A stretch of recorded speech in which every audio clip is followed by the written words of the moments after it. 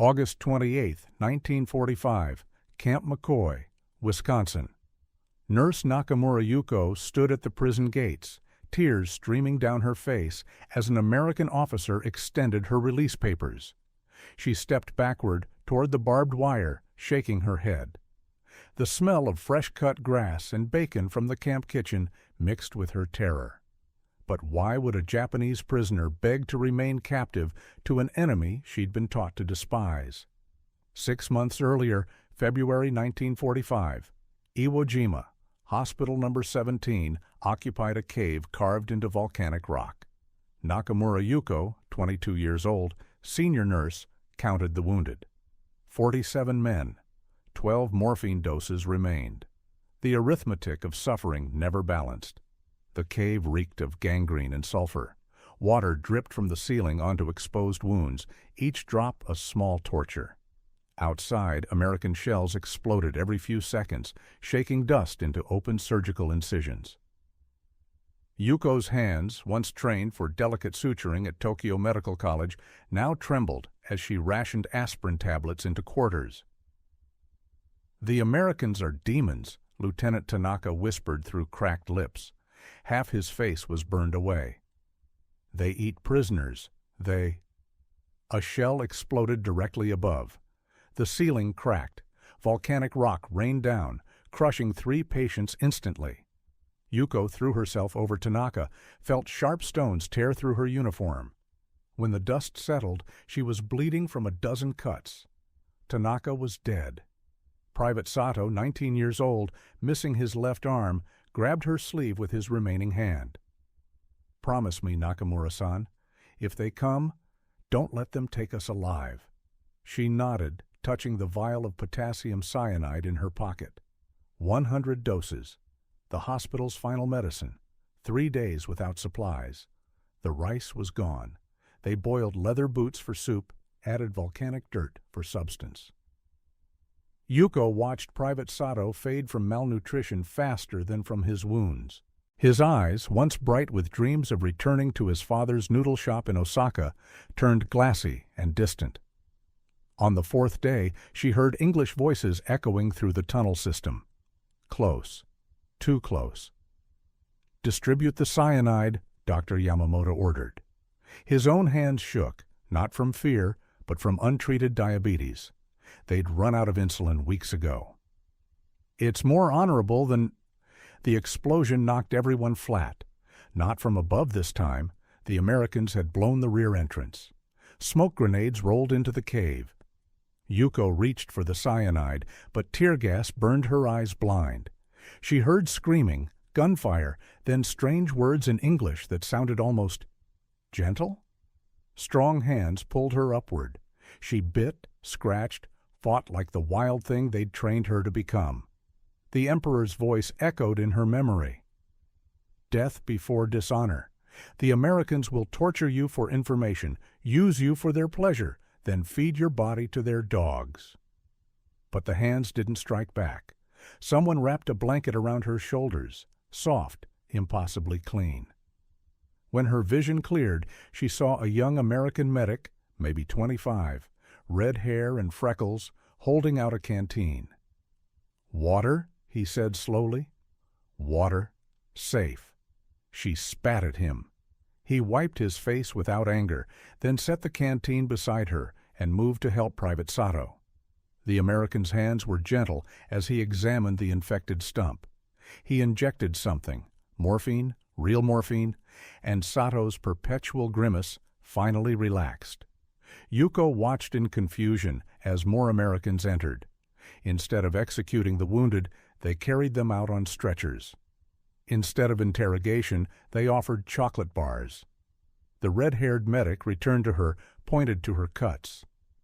"May I?" He gestured to his medical kit.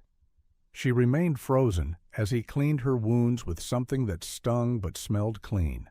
Alcohol, not seawater. His touch was professional, clinical, nothing like the monsters from the propaganda films who supposedly delighted in Asian suffering.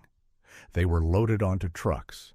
Real trucks with fuel, not the donkey carts the Imperial Army had used. Yuko found herself beside two other nurses, Kimura Mei, 18, from a farming village, and Hayashi Tomoko, 25, who'd once taught elementary school. Both clutched their cyanide vials under the blankets. "When?" Mei whispered. "Soon," Tomoko replied. "Before they can—" The truck stopped. They were at a field hospital, actual tents, clean and white. The red-haired medic helped them down, led them to a separate tent marked with a red cross. Inside, cots with mattresses. Actual mattresses, not straw mats. White sheets that smelled of soap. A table with, Yuko's legs nearly buckled, food. Not military rations, but bread, butter, canned peaches, milk. "For you," the medic said, gesturing. "Eat, please." Mei bit into the bread and sobbed. Tomoko stared at the milk like it might be poisoned. Yuko touched the butter, remembered its texture from childhood, before the war, when her father could still afford such luxuries. But this had to be a trick, softening them before interrogation. An older American officer entered, accompanied by a Japanese-American soldier in U.S. uniform. Traitor, Yuko thought. The Nisei spoke in perfect Japanese. "You're being transported to a prisoner facility in Hawaii, then mainland America. You'll be treated according to Geneva Convention rules. You have rights." "Rights?" Tomoko laughed bitterly. "We're prisoners." "Yes," the Nisei replied calmly. "And prisoners have rights. Food, medical care, protection from abuse? You'll see." Yuko clutched her cyanide vial tighter. They'd been told about American lies, how they'd promise comfort before the torture began. But her stomach, empty for so long, betrayed her. She ate the bread, then the peaches, then everything else on the table. That night, lying on an actual cot instead of volcanic rock, she heard Mei whisper, "Nakamura-san, what if they were wrong?" "Who?" "Our officers, about the Americans." It was treason to even think it. But Yuko's wounds were bandaged, her stomach was full, and for the first time in months, she wasn't cold. The contradiction broke something in her mind, a crack in the wall of everything she'd believed. 3 weeks later, they arrived at Camp McCoy. February in Wisconsin was brutal cold, but the barracks had heating. Heating! The Japanese military hadn't provided heating even in Manchuria. Each prisoner received 2 blankets, a pillow, soap, toothbrush, 3 sets of clothes, and leather shoes that actually fit. The camp commander, Colonel Harrison, addressed them through another Nisei translator. He was tall, gray-haired, with tired eyes that had seen too much war. "You're here until the conflict ends. You'll work, but you'll be paid military wages. You'll eat the same food as our troops. Any medical needs will be addressed. Any complaints can be filed through—" "Complaints?" Dr. Yamamoto interrupted. "Prisoners can complain?" "It's your right," Harrison replied simply. "This is America." Yuko wanted to laugh, or cry, or both. This had to be an elaborate deception. But as days turned to weeks, the deception never revealed itself. There was only routine, food, and a strange absence of cruelty. The daily routine at Camp McCoy defied everything Yuko had been taught about captivity. Wake-up call at 6:30 a.m., not 4 a.m. like in the Imperial Army. Breakfast at 2,400 calories per day, the camp doctor insisted, checking each prisoner's weight weekly. The Japanese military had provided 1,500 calories on good days, nothing on bad ones. Yuko worked in the camp hospital, treating mostly minor injuries among the 3,000 Japanese prisoners, predominantly men from various Pacific battles. The medical supplies seemed infinite: penicillin, sulfa drugs, vitamins, bandages that weren't made from torn uniforms. She kept waiting for them to run out, for someone to say these were only for Americans. That moment never came. Private First Class Daniel Murphy supervised the hospital, the same red-haired medic from Iwo Jima. He'd requested the assignment, he told her through the translator, because he wanted to become a doctor after the war. "Why waste medicine on enemies?" she asked one morning, genuinely confused as she inventoried antibiotics worth fortunes in Japan. Murphy paused in his work. "You're not enemies anymore. You're patients." "But we killed Americans. Maybe you're friends." "Yes." His voice grew quiet. "My brother died at Bataan." The silence stretched between them. Yuko knew about Bataan, the death march, the cruelties. She waited for his anger, his revenge. Instead, Murphy continued checking supplies. "Hating you won't bring Tommy back. Helping you might save someone else's brother." That evening, Yuko found May teaching origami to 3 American guards. They fumbled with the paper, laughing at their clumsy cranes. May was laughing too, the first time since her capture. One guard, barely 18, had brought colored paper from town specially for her. "Johnson-san tries hard," May explained to Yuko later, still folding papers in their barracks. "His grandmother was German. People were cruel to her during the last war. He understands." Tomoko sat on her bunk, writing in a journal the Americans had provided. Each prisoner could write letters home through the Red Cross, though Japan rarely allowed them through. "What are you writing?" Yuko asked. "The truth," Tomoko replied, "though no one will believe it." She showed Yuko the page. "Dear Mother, I am alive and safe. The Americans feed us 3 meals daily. I have gained 7 pounds. We have hot water for bathing, soap that smells like flowers. There's a library with Japanese books. Yesterday, they showed a movie, an American comedy. Everyone laughed, even us. I don't understand this war anymore." The next morning brought unexpected tension. A new prisoner arrived, Captain Ishikawa, captured from a submarine crew. Unlike the others who'd been taken unconscious or wounded, he'd surrendered his intact vessel to save his dying men. The shame radiated from him like heat. At dinner, he stood suddenly, pointing at Yuko's table. "You disgrace the Emperor, laughing with enemies, growing fat on their food while Japanese soldiers starve." The mess hall fell silent.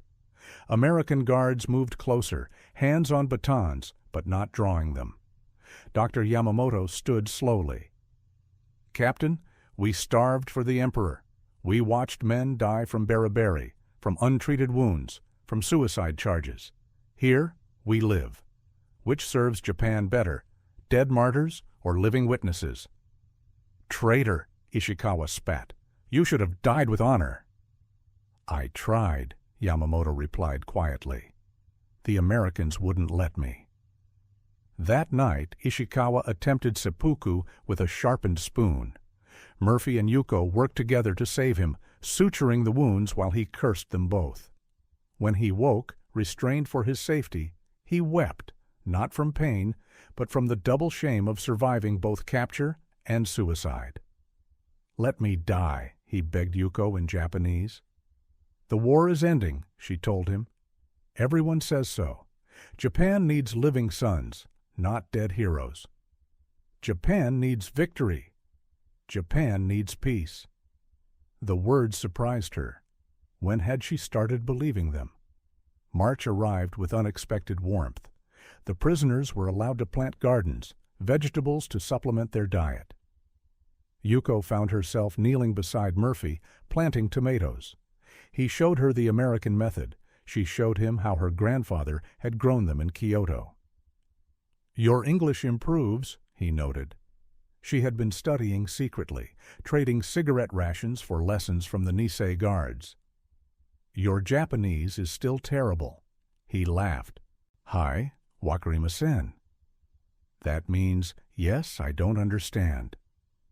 "I know. It's the only phrase I've mastered." They worked in comfortable silence. His hands in the dirt reminded her that he was a farm boy before the war, from somewhere called Iowa. He'd told her about cornfields stretching to the horizon, about his mother's apple pie, about the dog named Roosevelt who waited for him. "What waits for you?" he asked suddenly. Yuko considered lying. Instead, "Nothing.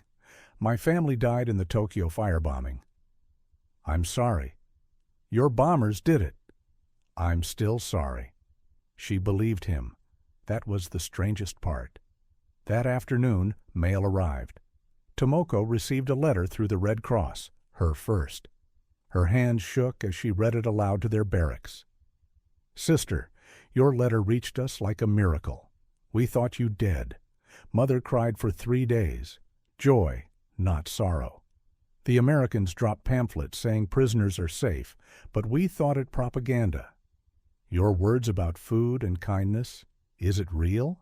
Here we have nothing. The cities are ash. We eat grass soup and sawdust bread. Father talks of surrender as if it might not mean annihilation. If enemies can be kind to you, perhaps they'll be kind to us. We pray for war's end, for your return, for impossible things like eggs and rice. Live, sister. Live and come home. Tomoko folded the letter carefully, then walked to the window overlooking the camp. American guards played baseball with Japanese prisoners in the yard. The Wisconsin sun painted everything gold. She pressed her hand against the glass. I don't want to go home, she whispered. May nodded. Home sounds like hell. This feels like betrayal, Yuko said, but even she heard the uncertainty in her voice. That night, unable to sleep, Yuko walked to the authorized area near the fence. The northern lights danced across the sky, something she'd never seen in Japan. Beautiful, alien, free. She found Captain Ishikawa there, no longer under watch, but still hollow-eyed. You feel it too, he said. It wasn't a question. What? The comfort, how it rots your soul. Does it? Or were our souls already rotten from pride? He turned sharply. You dare? I held cyanide for wounded boys, Captain. I was ready to poison children barely old enough to shave rather than let them be captured. Because I believed the lies. We all did. They weren't lies. We're traitors for accepting this comfort. Then be a traitor. Live with it. Go home when this ends and tell everyone what you saw. How enemies treated us better than our own command. How they wasted medicine on us while Japan let its soldiers die from infected cuts. How a prison camp in Wisconsin felt more humane than serving the emperor. Ishikawa's face crumpled. I can't. The shame is surviving. We all carry it. But maybe shame can teach what honor couldn't. A searchlight swept across them, routine, not threatening. The American guard waved. Yuko waved back, wondering when that had become natural. April brought news that would change everything. President Roosevelt died. The prisoners gathered, uncertain. Would the new president maintain these policies? Would revenge finally come? Colonel Harrison addressed them personally, without celebration, but with gravity. President Truman has assumed command. Your treatment will not change. America's word doesn't die with one man. But changes did come, not in treatment, but in war news. The guards whispered about something big, something final. German surrender in May made it clear. Japan stood alone. Murphy found Yuko in the hospital, organizing supplies she now knew by English names. It's ending, he said quietly. The war. Soon. How do you know? I don't, but I feel it, like weather changing. She touched a bottle of penicillin, remembered soldiers dying from infections that this simple drug could have prevented. What happens to us when it ends? You go home. To what? Ash and starvation and shame? To rebuild. To live. To remember that today's enemies can be tomorrow's something else. Friends? The word felt dangerous in her mouth. Murphy smiled sadly. I'd like that, but I don't think the world's ready. That night, Yuko found herself defending American chocolate in an argument with newer prisoners who still clung to imperial pride. The absurdity struck her, defending enemy candy using enemy language while wearing enemy clothes that fit better than any uniform Japan had given her. Tomoko was teaching English to May using American magazines the guards had provided. Pictures of normal life, cars, refrigerators, families at dinner tables that groaned with food. Fantasy lands that apparently existed just beyond the fence. "I want to stay," May announced suddenly. "After the war, is that insane?" "Yes," Tomoko and Yuko said simultaneously. "But I understand it," Tomoko added. Captain Ishikawa entered their barracks, unprecedented, as men and women were strictly separated. But he looked different, cleaner, calmer. "I wanted to apologize," he said formally, bowing, "for my words in the mess hall. You were right, Nakamura-san. We were poisoned by pride. This place, it shows us what we could have been, what Japan could have been if we'd chosen differently." He left before they could respond. Through the window, Yuko watched him join the baseball game. An American guard taught him to pitch. His first throw went wild, but everyone laughed, even him. August 6, 1945. The radio in Colonel Harrison's office played news that would reshape the world. Yuko was filing medical reports when she heard the translator's voice falter. "A single bomb, destroyed, entire city. Hiroshima, gone." Murphy dropped the surgical instruments he was cleaning. The clatter echoed like bones breaking. "One bomb?" Yuko asked in English. "How is possible one bomb?" Harrison's face was gray. "It's a new kind of weapon. God help us all." 3 days later, Nagasaki. Tomoko's extended family lived there, aunts, uncles, cousins she'd played with as a child. She sat on her bunk, staring at nothing, trying to comprehend absence on such a scale. "They're gone," she whispered. "How can they just be gone?" The camp transformed overnight. American guards who'd shared cigarettes and stories now walked with haunted eyes. Japanese prisoners oscillated between disbelief and rage. In the mess hall, nobody ate. Food that had been precious now tasted like ash. Captain Ishikawa found Yuko at the fence that night. "They'll surrender now," he said. "Japan, the Emperor, it's over." 2 cities for an empire, Yuko replied. Was that the trade? Would you rather it was 20, 50? Every city burned like Tokyo until nothing remained? She had no answer. Mathematics of suffering again, but now the numbers were beyond counting. August 15, 1945. Emperor Hirohito's voice crackled through camp speakers, the first time most Japanese had heard their God King speak. He spoke of enduring the unendurable, of surrender. May collapsed. Several men wept openly. Captain Ishikawa stood at attention, tears streaming down his face as his divine emperor became mortal. The war was over. Now came the question nobody wanted to ask. What next? Colonel Harrison addressed them 2 days later. "Repatriation will begin within months. You'll be processed, documented, and returned to Japan as shipping becomes available. Until then, you remain under military protection." Protection? Yuko tasted the word. Protection from what? From whom? The answer came with letters from Japan, flooding in now that censorship had lifted. Tomoko read hers aloud, voice breaking. "Sister, don't come home. There's nothing here. We live in ruins. The occupation forces give us food, but people fight over garbage. Women who work for Americans are called whores. Men who surrender are called cowards. Father says we should have all died with honor. He doesn't know I wrote to you. Please, if they let you stay, stay. Live somewhere we can still dream about." May's letter was shorter. "Parents dead, starvation, house burned, no family left." Yuko received nothing. Everyone she might have written to was ash in Tokyo. That night, Murphy found her in the hospital, preparing it for the next day's duties that might never come. "You're afraid," he observed. "Shouldn't I be?" Of going home? Of having no home to go to? He pulled out a folded newspaper from his pocket. I've been reading about the occupation. MacArthur says he wants to rebuild Japan, not punish it.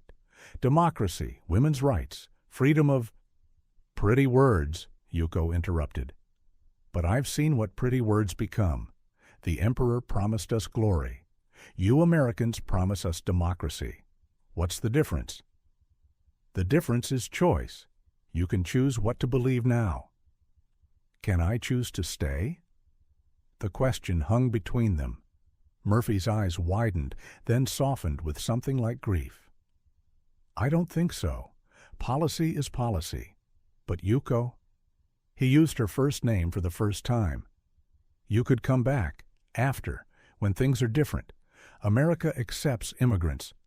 Stop, she turned away. Don't give me hope. Hope is crueler than despair. The next weeks brought strange inversions. American guards began asking Japanese prisoners about their language, their customs, knowing they'd be occupying Japan soon. Yuko taught Murphy basic Japanese phrases, not military commands, but human ones. Good morning. Thank you. Where does it hurt? You'll be a good doctor, she told him one afternoon. You already are one, he replied, with or without the degree. She'd never told him about her truncated medical education. Somehow, he'd known anyway. Captain Ishikawa organized discussion groups about Japan's future. Former enemies sat in circles, imagining reconstruction. The Nisei translators spoke of Japanese Americans who'd been imprisoned in camps not unlike this one. American citizens locked away for having the wrong ancestry. Every country fails its ideals, one Nisei sergeant said. The measure is whether it tries to correct those failures. And if Japan's failure is too great to correct, Ishikawa asked, then you build something new from the ashes. August 28, 1945. The day from the beginning returned in full circle. Yuko stood at the gates of Camp McCoy. Colonel Harrison himself had come to see off this first group of women being repatriated. 37 nurses and auxiliary staff would board a ship in San Francisco, bound for Yokohama. Your conduct has been exemplary, Harrison said through the translator. You'll receive documents confirming your legal repatriation and honorable treatment. These may help with acceptance back home. Papers saying they'd been good prisoners. Yuko wanted to laugh or cry.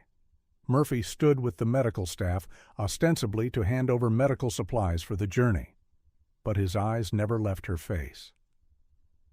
Miss Nakamura, Harrison addressed her directly in careful Japanese. You've been recommended for work with occupation medical facilities.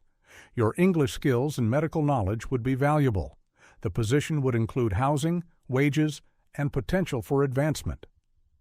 She understood the subtext, a way to survive in occupied Japan without shame, a protected position, maybe even a future. Thank you, she managed. The buses waited. Tomoko was already aboard, face pressed to the window. May stood at the door, looking back at Private Johnson, who'd brought her a final gift, a book of American poetry with a pressed Wisconsin wildflower between its pages. This was the moment. Get on the bus or— I can't, Yuko said suddenly. The words erupted from somewhere deep, somewhere that had been building for months. I can't go back. Not yet. I'm not ready. Please, Colonel. A few more weeks. To prepare. To what? To find courage? To forget comfort? To remember how to be Japanese after learning to be human? Harrison exchanged glances with his staff. Regulations state that prisoners requesting delayed repatriation must provide valid medical or administrative reasons. Murphy stepped forward. She's essential to ongoing medical inventory. We have 3,000 files to transfer, and she's the only one who knows our cross-referencing system between Japanese and English records. It was a lie. Everyone knew it. Harrison studied them both. How long would this inventory require, Private Murphy? 6 weeks minimum, sir. maybe 8. Miss Nakamura, would you be willing to assist with this administrative necessity? Yes. Her voice was barely a whisper. The bus door closed. May waved through the window, tears streaming. Tomoko placed her hand against the glass, a goodbye, a blessing, an understanding. The buses pulled away, carrying 36 women back to a homeland that might not recognize them anymore. Yuko stood at the gate until the dust settled. Murphy remained beside her, silent. 8 weeks, she said finally. Then what? Then you choose again. Keep choosing until you find where you belong. What if I never belong anywhere again? Then you belong to the in-between, like all of us who've seen too much to go back to simple answers. That evening, Yuko walked through the camp that had become her strange salvation, the baseball diamond where enemies became players, the hospital where she'd learned that healing transcended nationality, the mess hall where she'd gained 20 pounds and lost a lifetime of certainty. Captain Ishikawa found her by the garden they'd planted. The tomatoes were finally ripe. You stayed, he observed without judgment. Are you disappointed? I'm scheduled for the next ship, but I've been thinking staying might be its own kind of courage. Or cowardice. Does it matter anymore? We're all cowards who lived, Nakamura-san. The brave ones are buried on islands we'll never see again. She picked a tomato, handed half to him. They ate in silence, tasting American soil and Japanese labor and the strange peace between them. 6 weeks later, Yuko stood at the same gate again. This time, the papers in her hand were different, not repatriation orders, but employment documents. The occupation forces had approved her appointment as liaison nurse at a rebuilt hospital in Tokyo. Murphy had written the recommendation. Colonel Harrison had signed it. You could stay longer, Murphy said. He'd been assigned to occupation duty, would ship out in a month. The inventory story could extend. No, she touched the papers. It's time. But Daniel, his first name felt like a gift in her mouth. Thank you for the lie that became true. Which lie? That enemies could be kind, that prisoners could be free, that mercy could matter more than victory. He pulled something from his pocket, a small box. Inside was a simple silver pin, a caduceus, the medical symbol. For your collar, he said, when you're a doctor, because you will be someday, when the world makes sense again. The world will never make sense again. Then when it makes a new kind of sense. She pinned it inside her pocket, where it pressed against her heart like a secret promise. The transport truck arrived. This time Yuko climbed aboard without hesitation. Through the back canvas, she watched Camp McCoy shrink into memory.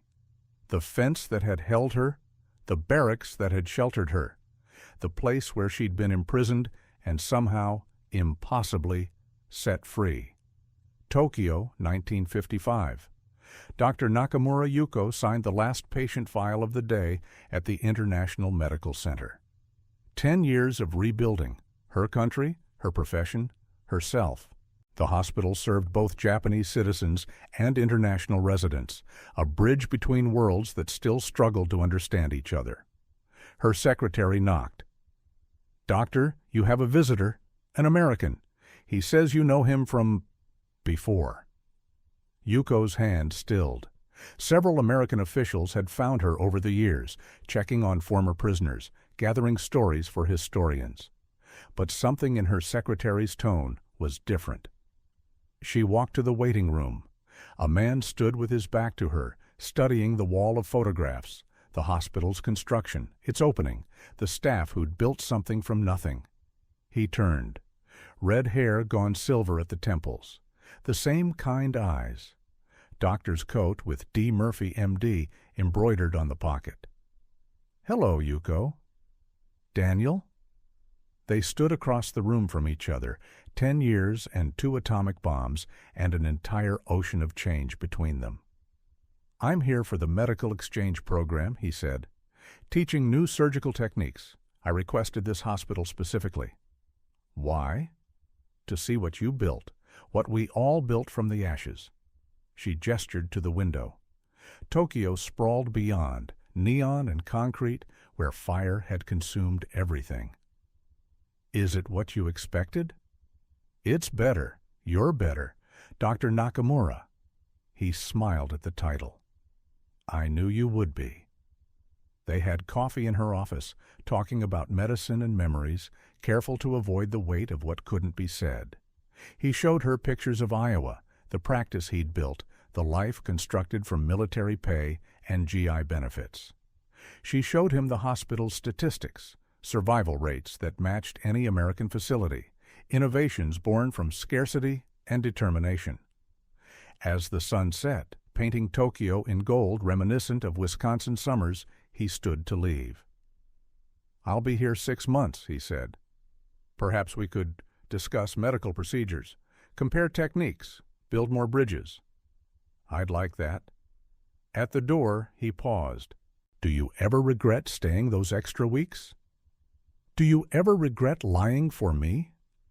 Never. Then no regrets. After he left, Yuko stood at her window, watching the city lights bloom like stars.